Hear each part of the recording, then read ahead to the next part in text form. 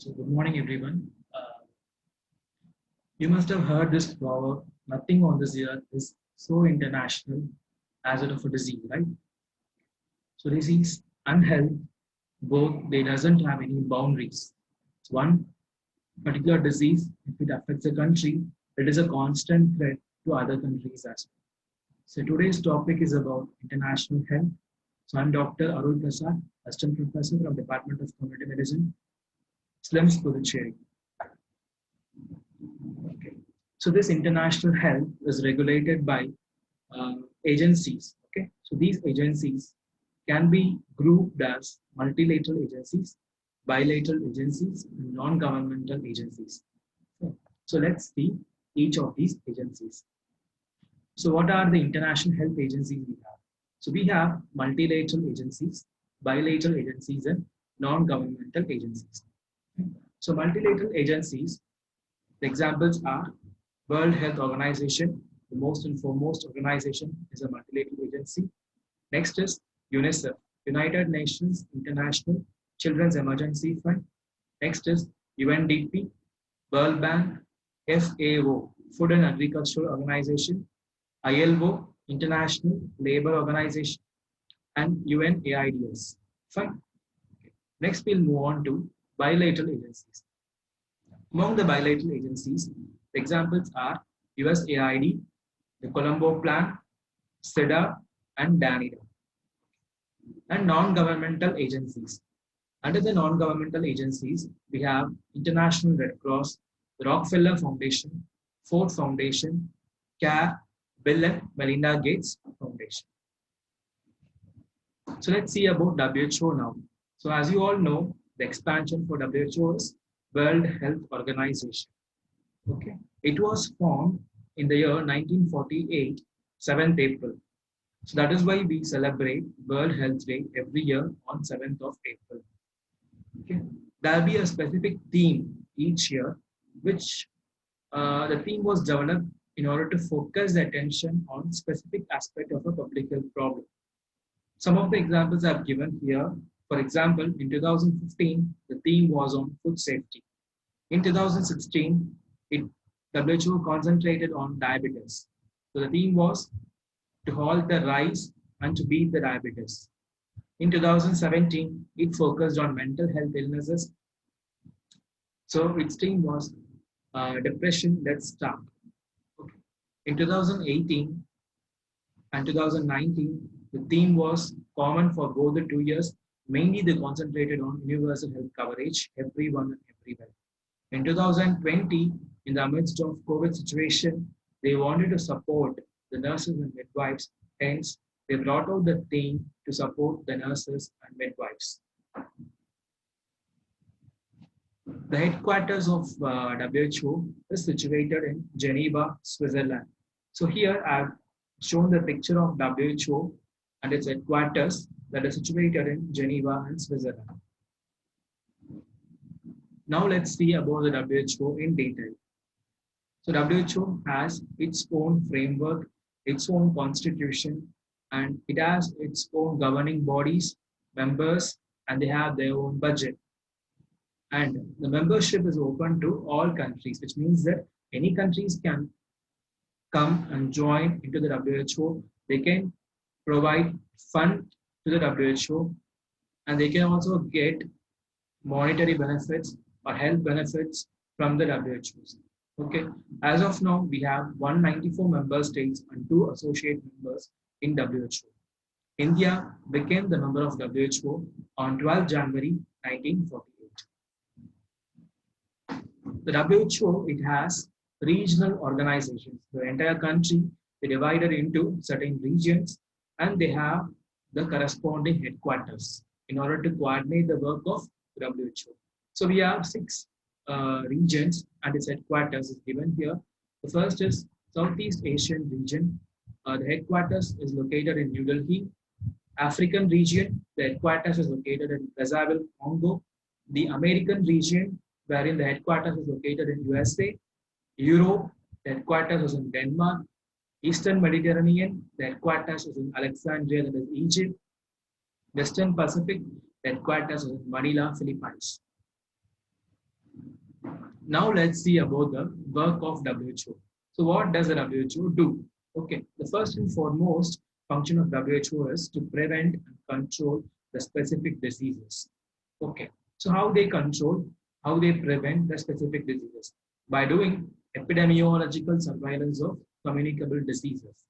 Okay, by doing epidemiological surveillance, it has achieved the prevention and control of many other diseases like smallpox and poliomyelitis. It has successfully eradicated the smallpox virus from the world, right? Okay. And now it is targeting its effect on poliomyelitis, measles, rubella, and tuberculosis, and so on, and many diseases it concentrates. Okay. They also collect and disseminate information on diseases subjected to IHR. IHR is nothing but International Health Regulations, and it has two recording systems for the diseases. One is ATRS, which means Automatic Telex Reply System, and WER, which means Weekly Epidemiological Record.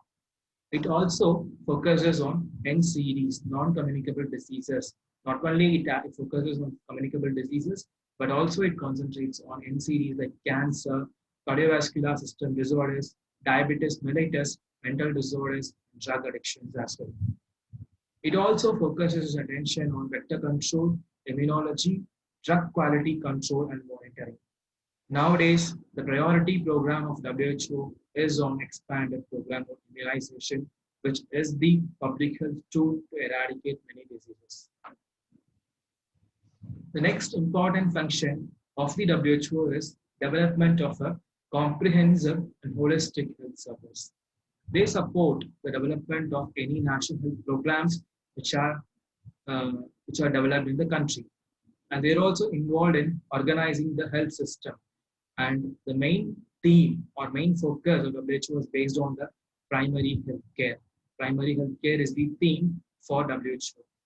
And also, they are involved in the development of health manpower in order to address the deficiencies of the doctors, nurses, and healthcare providers. And also, it is focused on appropriate technology for health.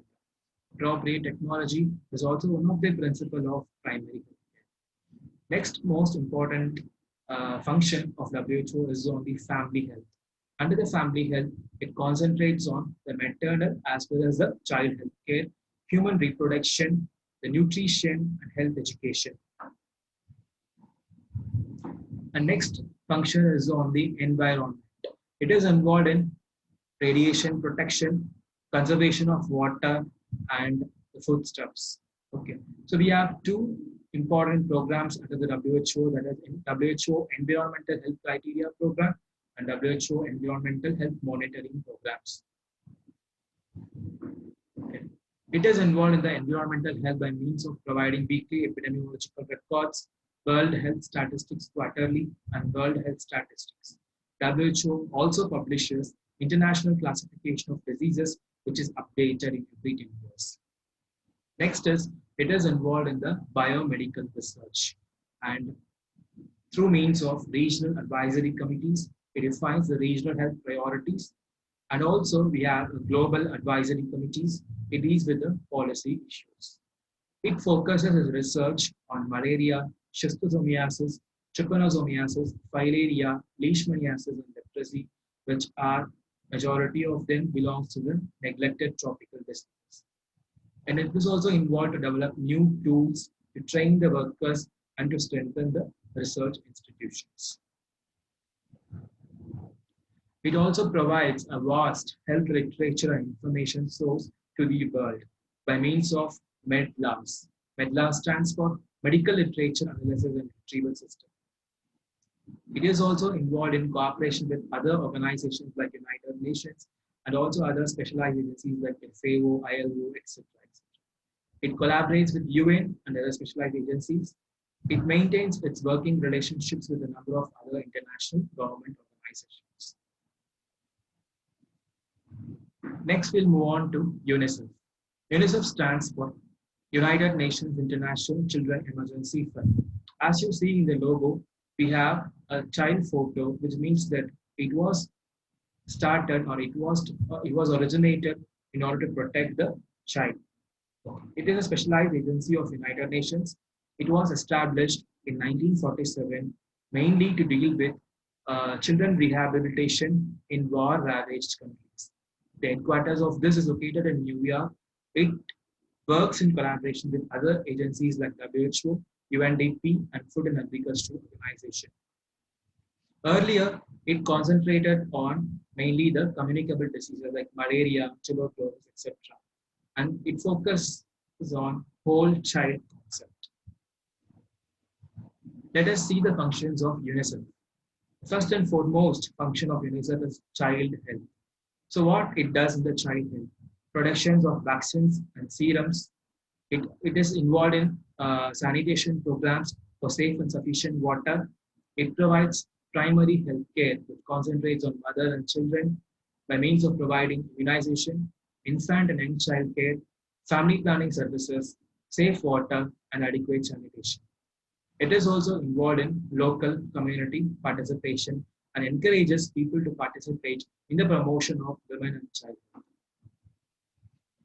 Next is the nutrition. It focuses on child nutrition. In 1950s, in the earlier 50s, it is involved in production of low-cost protein-rich foods. And later, along with Food and Agriculture Organization, it began the applied nutrition programs. Like examples, it extended the agriculture, helped the population to grow and eat food for better nutrition. It supplied equipments for modern dairy plants to various countries. It is also involved in one of the major programs that is providing a large dose of vitamin A. Because of this, the xerophthalmia is avoided or prevented. It is also involved in other fortification programs with foods like enrichment of salt with iodine in regions which are having endemic goiter. And also, it is involved in combating anemias by providing iron and folic acid tablets. The third function of UNICEF is family and child welfare. It is involved to improve the care of children both within and outside their homes by giving parent education, and it is also involved in opening daycare centers, child welfare and youth agencies, and women's club for training. And UNICEF also advises formal and non-formal education. It works in collaboration with UNESCO. Currently, we have a campaign called as Gobi campaign. It's being promoted to encourage the following 4 strategies for bringing out a child health revolution. So let's see what is this Gobi campaign. Initially, it was only 4 strategies, that is Gobi. Now 3 F's were added into this campaign. Now it is called as GoBIF campaign.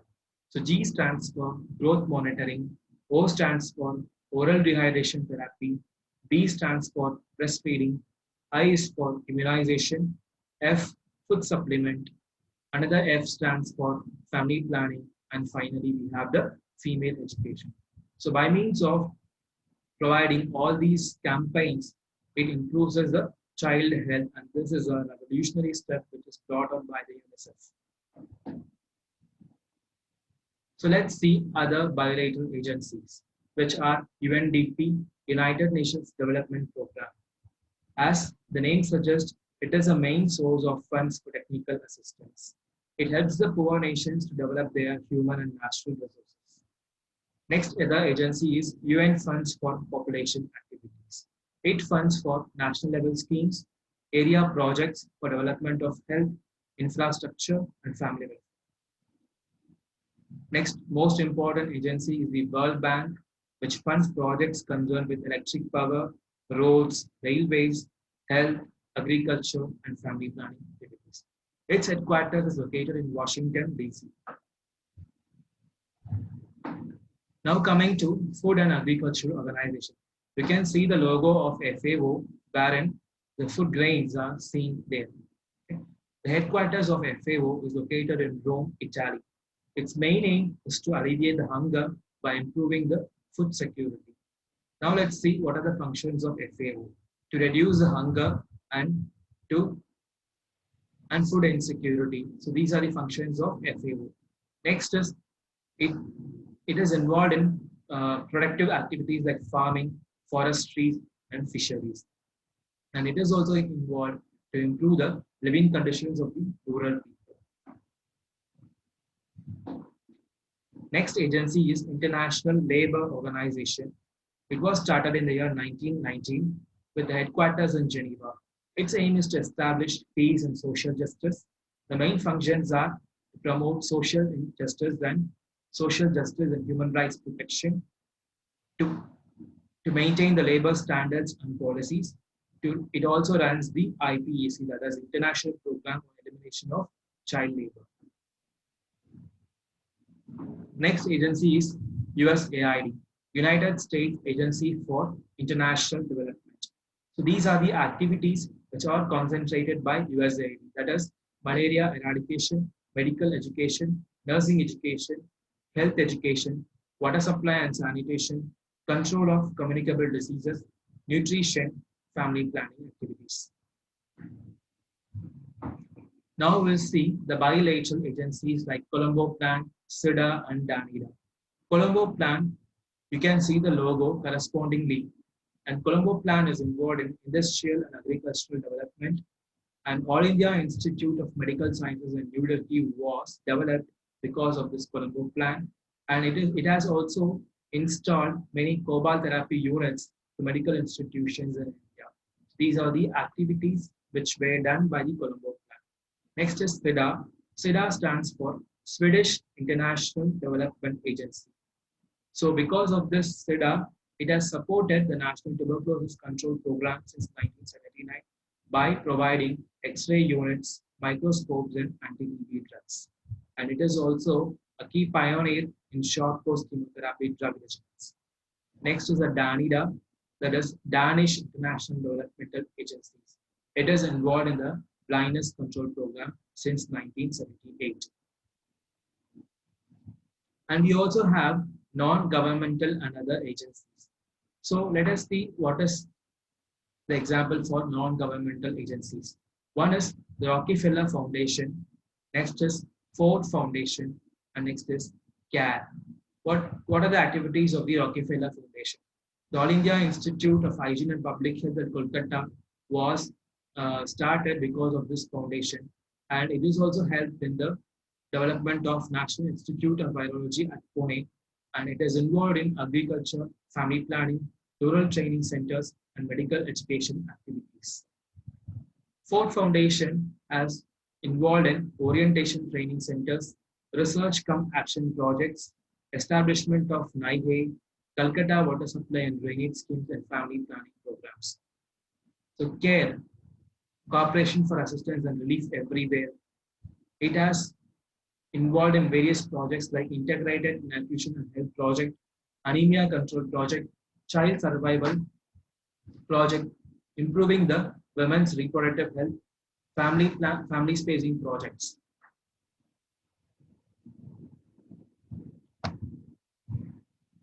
So that's all. Any doubts, you can raise it in the comments. You can raise it in the comment section, and I can clarify the doubts. Thank you.